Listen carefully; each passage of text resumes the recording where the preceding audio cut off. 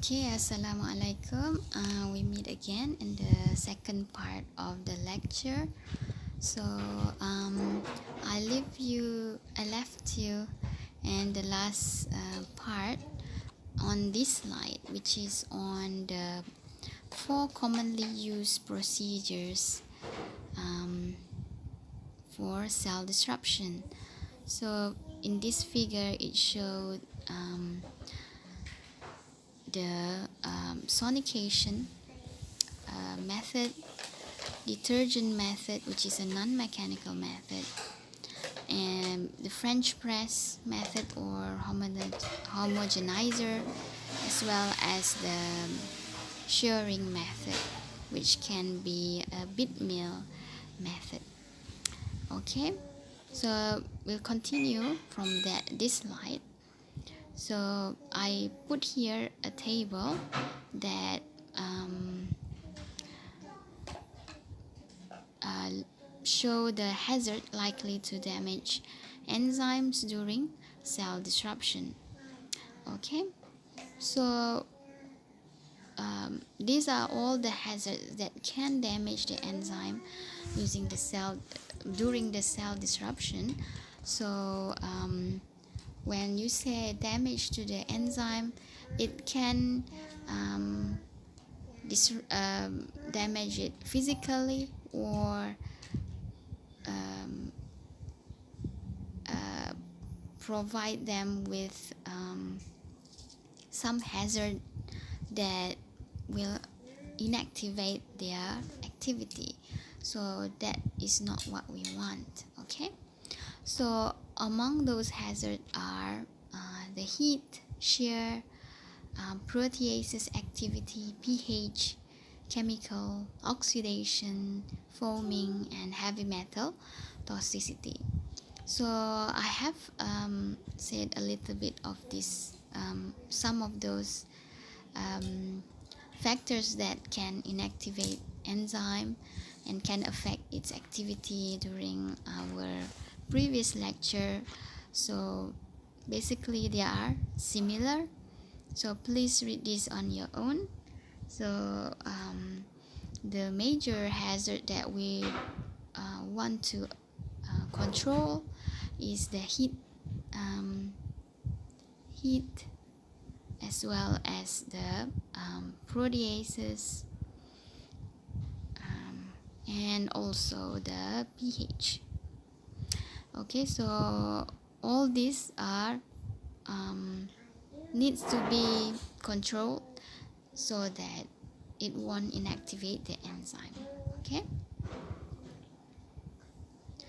so medium used during the enzyme preparation will also able to affect the cell disruption process. So for the enzyme extraction, then they need to be cost effective. So if they are cheap, it's good, but it needs to be functional as well, and it needs to be buffered at a pH value. Okay, so this one the buffer should always be optimized. Yeah, so in order to give maximum stability, so through optimization experiment, then we will know which pH is the optimal one to give optimal stability to the enzyme during the cell disruption process.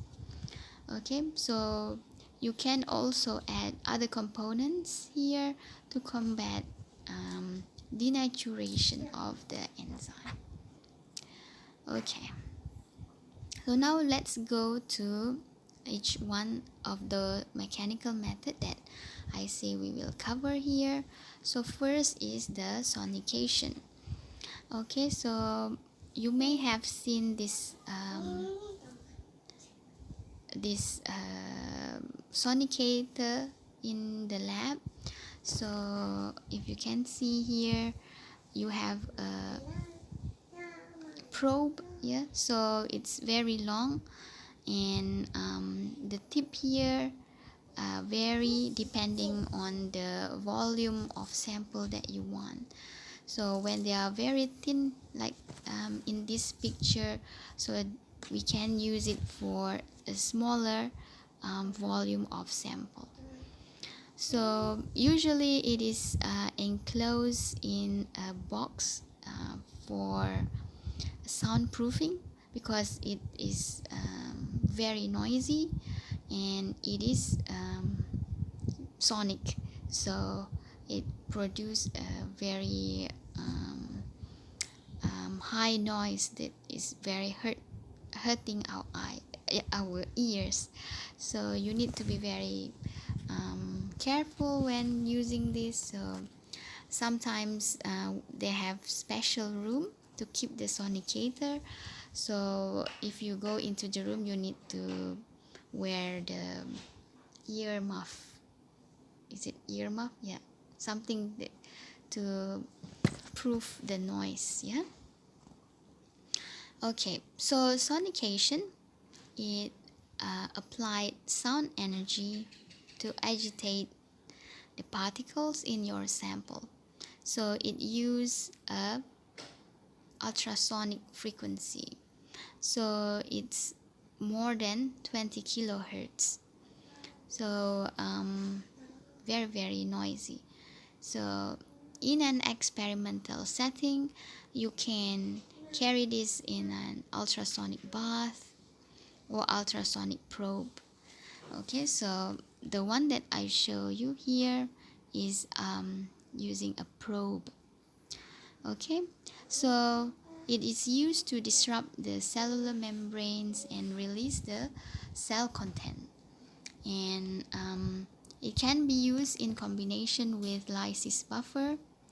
So usually we will add some detergents in the lysis buffer or some enzyme, and in combination with the mechanical disruption, it is more powerful, and you can lyse your cells more efficiently.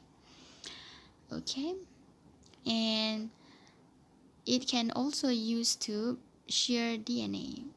Okay, so sometimes, most of the time, DNA or nucleic acid interfere with your downstream enzyme preparation process. So you need to remove the DNA.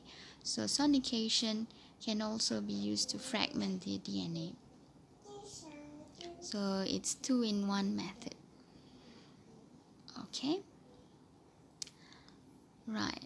So this is another picture, another figure to show you how they put some inlet here, so you can have the feed of your sample through the sonicator, and this is for a larger volume of sample.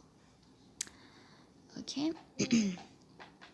So at lab scale, it's highly effective, and large scale use of sonication is well known in chemical industry, but specifically for enzyme production, it is not used large scale. So why is that so? So these are the reason: because you need high energy, and the noise is very hard if it's in large scale to control, and you also have heat generated for during the sonication. So when you are in the lab, you can cover your falcon tube with ice, but for large scale, it's much more complicated. And most of the sonicator are not continuous, as we can see in this picture here. So it's not really good for large scale. And there are also some liability produced for the protein. or the enzyme of interest. So it can be oxidized by free radicals and hydrogen peroxide produced during the process, and the enzyme can also have conformational damage. So for small to medium scale in the university setting, we use this sonication quite a lot, but in upscaling or large scale, sonication can be quite hard to do. Okay, so let's move on to the next one, which is the bead mill. Let me see how long we have. Okay, so the bead mill is what we call equipment that where you can put your sample or cell suspension here,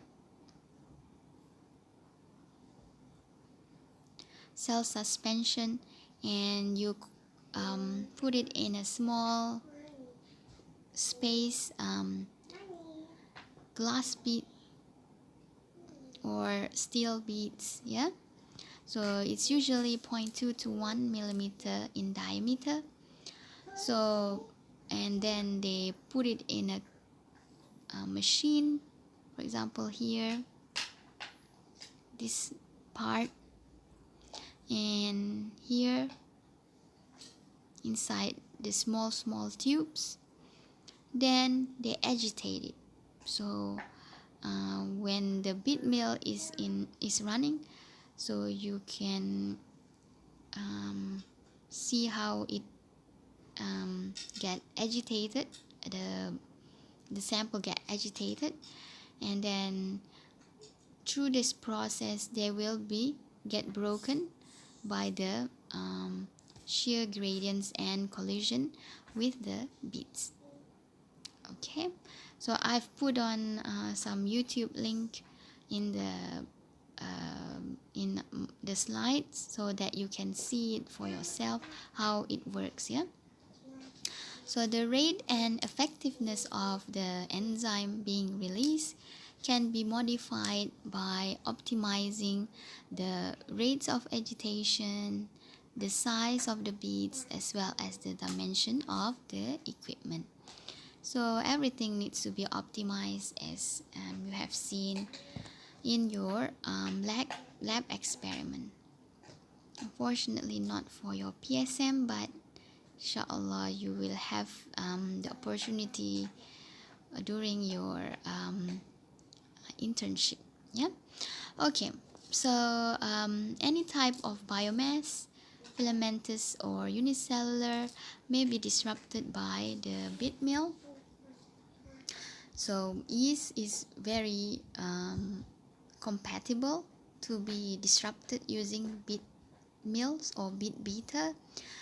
So in general, the larger size cell will be broken more readily than small bacteria. Okay, and for the beads, small beads in large number will be more effective than larger beads in small number. Okay, so because of the likelihood of collision between the beads and the cell. Okay, so please watch this YouTube link. It's very short, in order to see this on your own, how the bead beater works. I'm not sure whether we have it in the lab. Okay, so here the figures show how the cells are being disrupted when you have the beads in a small container and you get agitation, then the collision will disrupt the cells. Okay, so this is a figure to show a large scale bead mill. So you have here as well an inlet for the raw material to come, an outlet for the products that have been disrupted, and you also have this agitator. yeah, agitator, in order to give the agitation for your sample and the beads to collide. Okay, some more details on the bead mill. So for yeast cell, then because it's larger, so you can use 1 millimeter diameter beads. For bacteria, then you need to use a smaller beads for a longer period. Okay, so in most mechanical disruption process, you will have heat production, so you need to control this. So how you can control the cooling process? You can have a cooling jacket. Maybe you have seen this in the lab, cooling jacket in the fermenter, around the fermenter. So you can have similar vessels around the bead chamber, and then you can also use cryogenic bead milling. So the beads are being frozen, so it's cool, and it cool down the